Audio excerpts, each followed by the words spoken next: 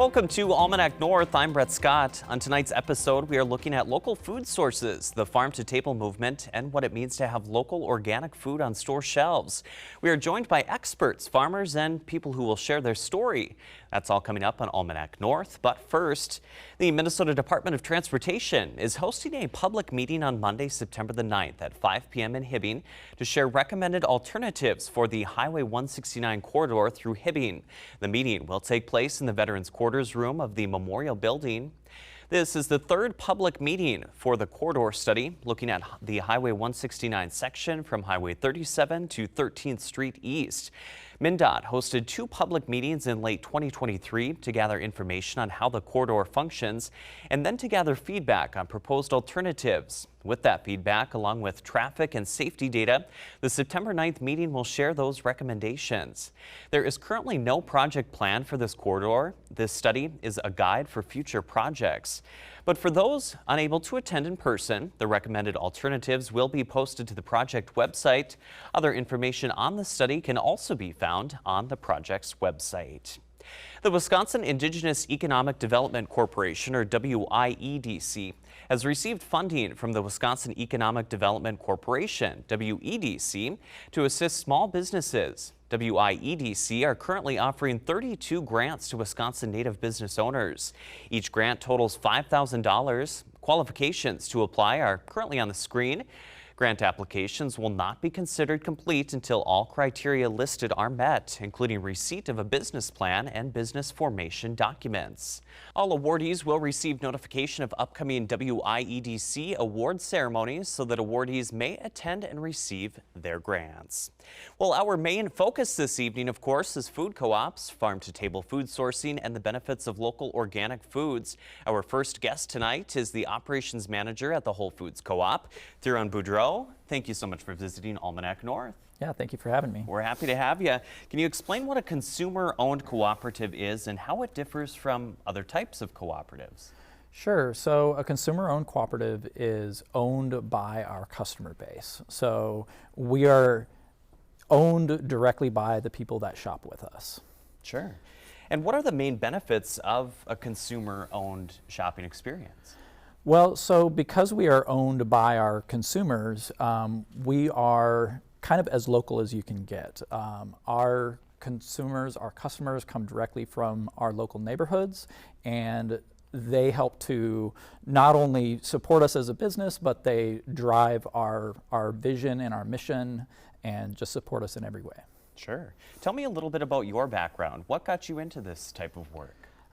So originally I got into cooperative business in my early 20s, working for a co-op in Austin, Texas. And we were the only consumer co-op in Texas. And so it was a really big deal to be a part of that organization. Kind of at the start of when these were becoming more and more popular. Yeah, so well, we call it the third wave of cooperative development.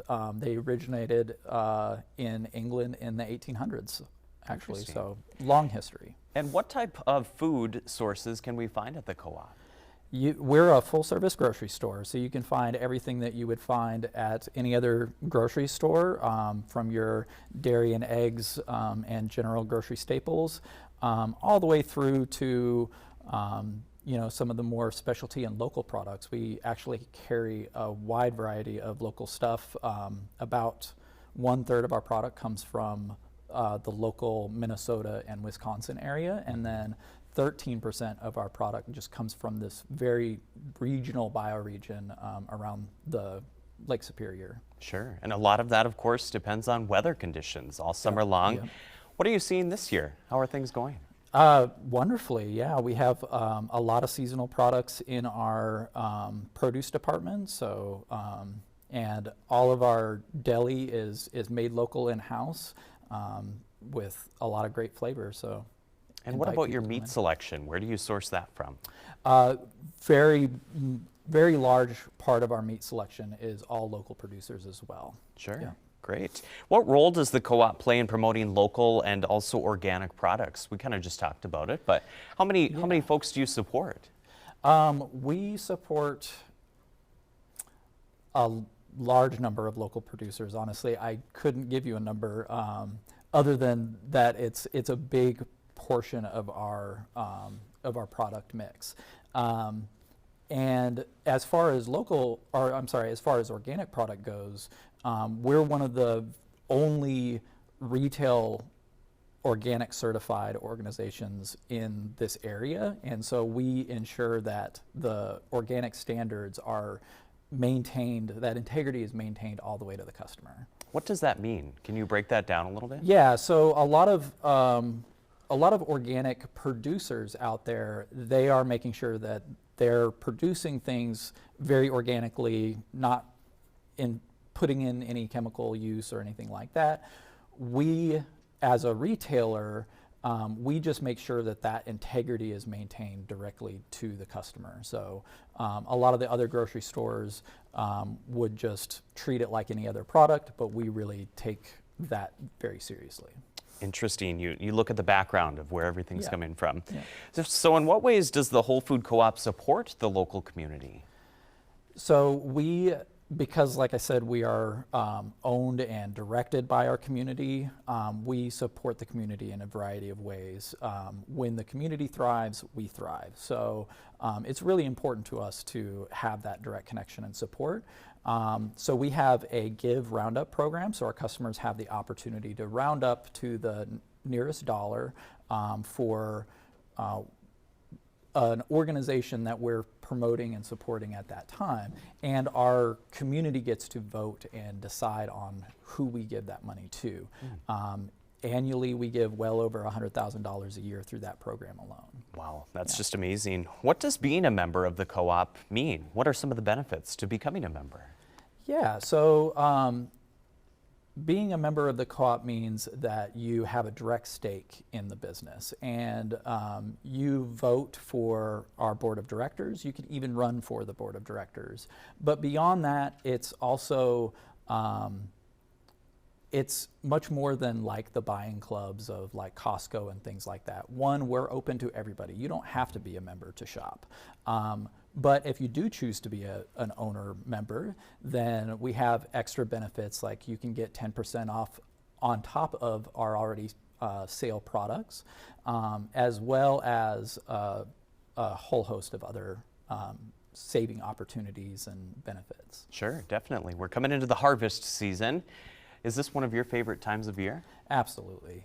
There's nothing like local flavors and taste to spice things up. It's always fun, and people want to buy that fresh produce all the time.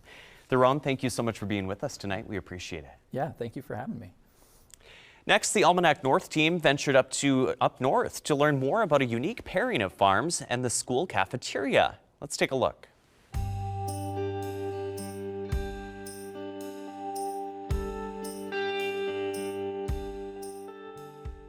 My name is Jack Lamar, and we are at Early Frost Farms in Embarrass, Minnesota.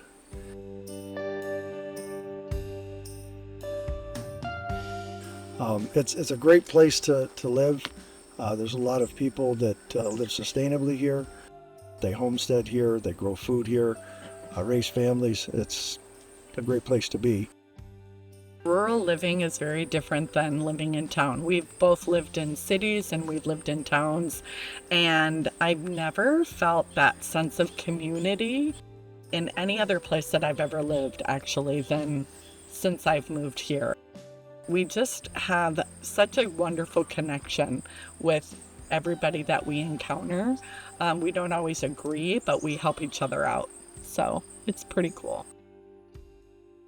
Well, Erica and I moved here in 2013, and we pretty much knew immediately that we wanted to farm. We wanted to harvest some of the bounty, but we also wanted to grow tomatoes and peppers and things, not only for ourselves, but we wanted to also share that with our family and friends. And eating your own produce and your own honey that you helped produce, it gives you a great satisfaction. It's a labor of love for sure. And we probably eat as much, if not more, than we even sell. It's just, we love it.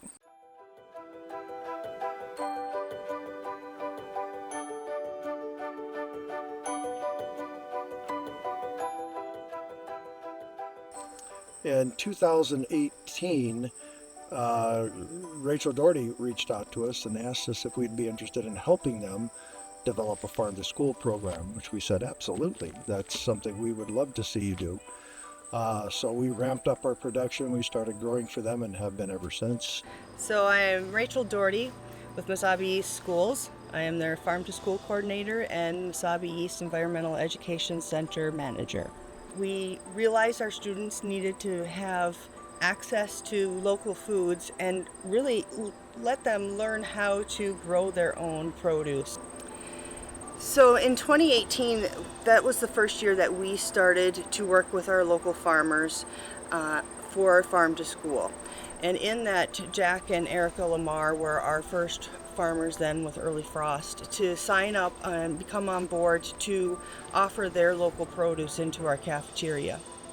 There's way more demand for farm to school growers than there is growers. We need more people to do what we're doing. But they serve 1,100 kids a day. That's a lot of food, and they need more producers. Mesabi East Schools is definitely in the forefront of establishing farm to school in the Northeast Range area. The out-of-the-box thought was the school board decided to take a facility business that was no longer going to be a part of our community and make it part of the educational system here at Mesabi East Schools. And now Mesabi East School students, K through 12, all are able to come over here for curriculum on sustainability, learning how to grow their own foods, floral culture, and even agricultural construction classes. Farm to School not only teaches students how to grow some seeds and and plants, but it also teaches them to have a connection more with their surroundings as well as their community. We didn't start out doing everything we're doing all at once. We've grown into it. A few years back, the Mesabi Trail was looking at a place to come through. We wanted them to come by our house. We knew that would be a great opportunity, number one, to serve that community of bikers. We just have to put ourselves in a position to be good ambassadors to our community and have people stop by and provide them with services, have a bathroom available to them, have a place for them to take a rest in the shade, drink a cool drink, maybe have an apple pie that Erica makes. We knew that this would be a good opportunity to help underwrite our cost of living out here by providing those services. We've learned how to prep for the farmers market and be able to do it without it being a major rush or killing the entire day. You'll learn those efficiencies as you go, but don't hesitate getting into it. Get into it as soon as you can, because you're going to be like me, you're 62 and you wish you would have done it when you were 32. A lot of people will put it off. They're like, well, now's not the right time. Make the leap, do it, and just try to do it incrementally. I would say the best advice is just do it.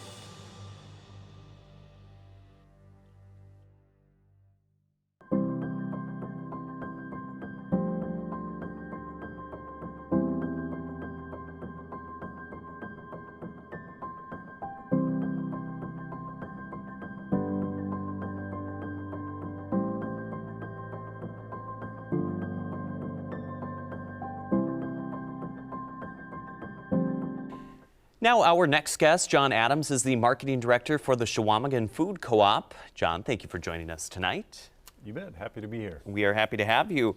For those who don't know, maybe, can you explain what a food co-op, what a food co-op is? Yeah. We're a consumer co-op, so most co-ops, a lot of people have heard of our producer co-ops, especially in this region, like agriculture co-ops, but we're a consumer co-op, so we're owned by our members. And the difference between maybe a cooperative and a corporate-owned grocery store might be that we have one member, one vote. So you can control your board of directors, elect them, you can run for the board, and it gives a little more democracy in our food choices. And how did your co-op start? How many years ago?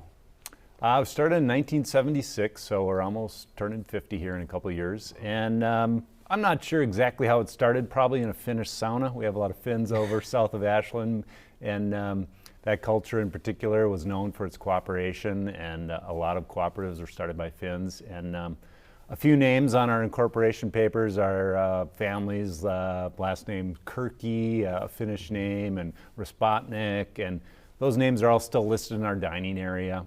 And it kind of came about with people looking for alternative food sources. So they got together and talked about food and politics, and they said, we need to get down to the Twin Cities to get some of these alternative foods in our diets. And so they just started making trips, and eventually they got organized and formed a cooperative, signed incorporation papers, and after a long 30 years of minuscule profits and no profits and volunteers, finally around the millennium, things started to really take off, and been profitable ever since. That is a lot of fresh, locally sourced food going out the door over those years. Yeah. It's funny to think what might have been on the store shelves back then.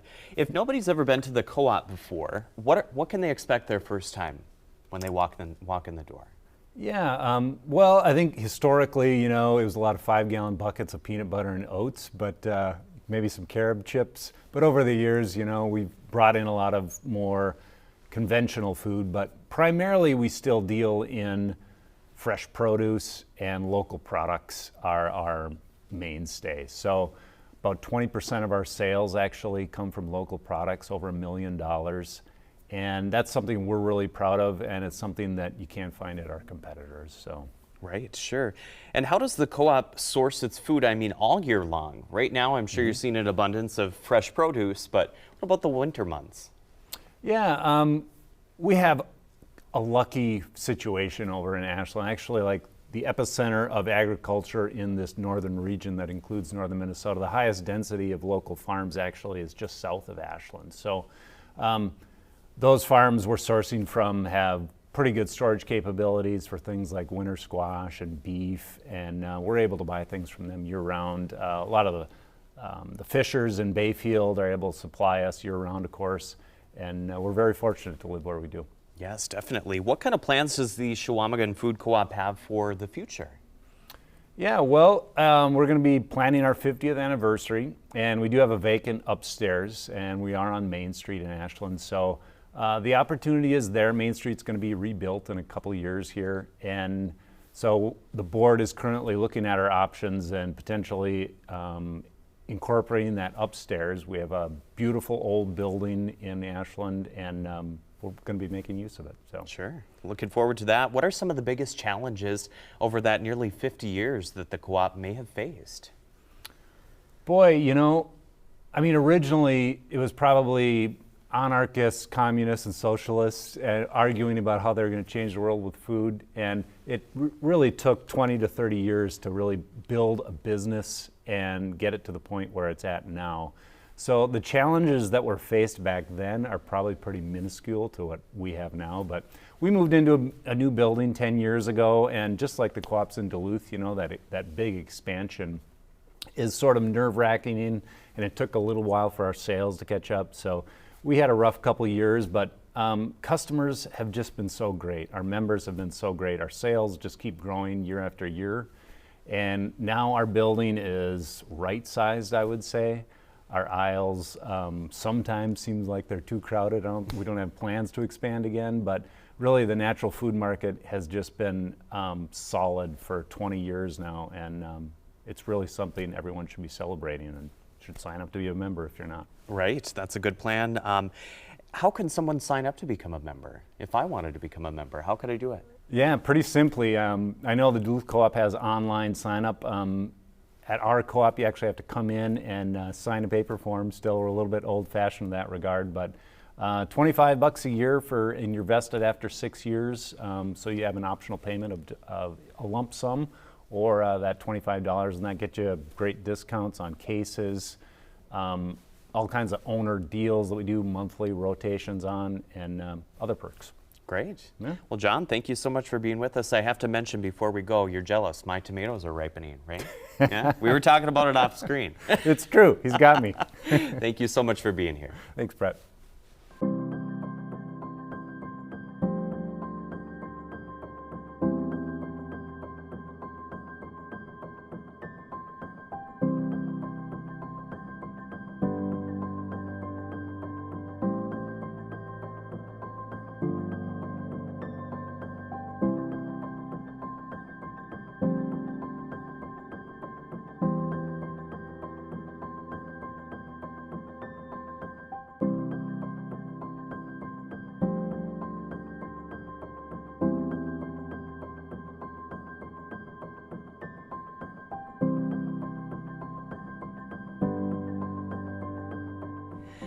And before we go, I want to remind all of you that our fall fundraiser is in full swing, offering an opportunity for you to directly support the meaningful work we do here at PBS North.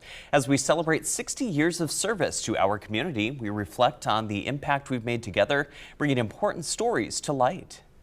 But we can't do it alone. Your support is not just appreciated, it's essential in ensuring that we can continue this legacy for years to come. Join us by calling 218-788-2844 or by going online to pbsnorth.org to make your contribution. And when you do, you can select one of the special gifts we have available, our way of saying thank you.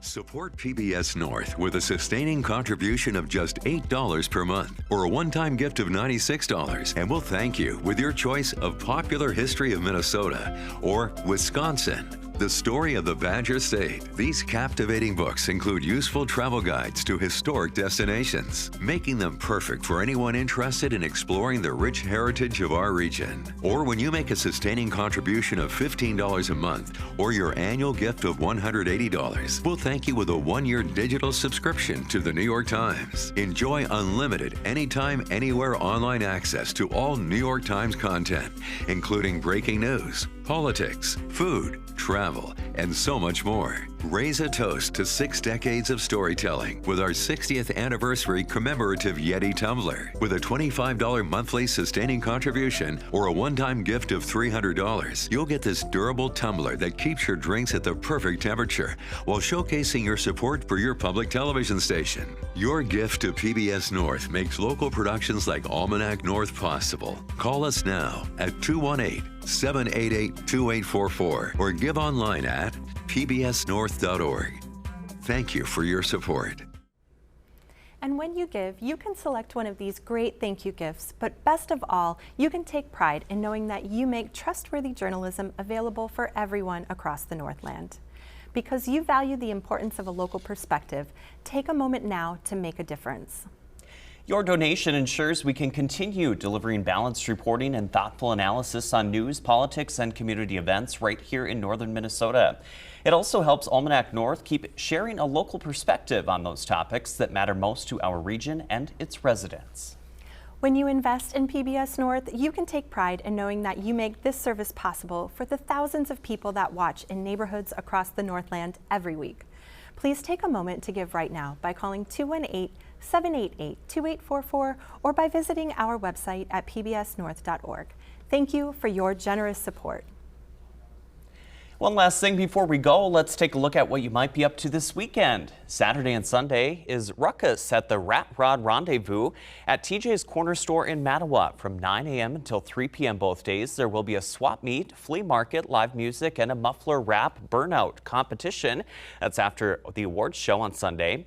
Rat rods, street rods, classic muscle cars, trucks, and bikes will be on display, as well as automotive trivia and games throughout the event.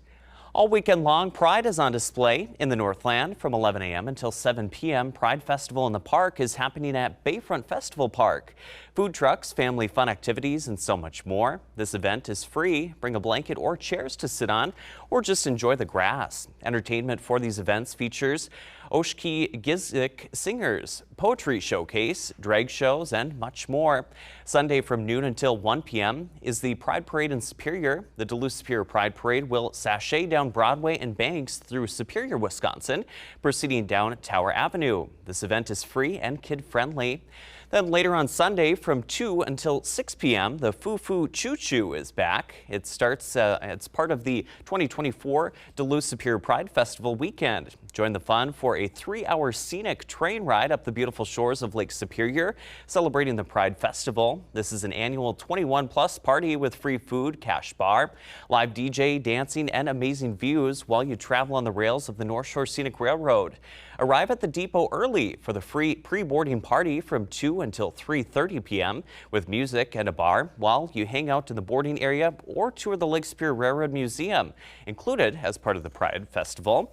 And the train departs at 3:30 for a 3-hour excursion up the North Shore of Lake Superior to a turnaround point and then heads back to the depot. And that's it for this week's show. Make sure you go out and enjoy your weekend. For everyone here at Almanac North, I'm Brett Scott. Thank you for joining us. Good night.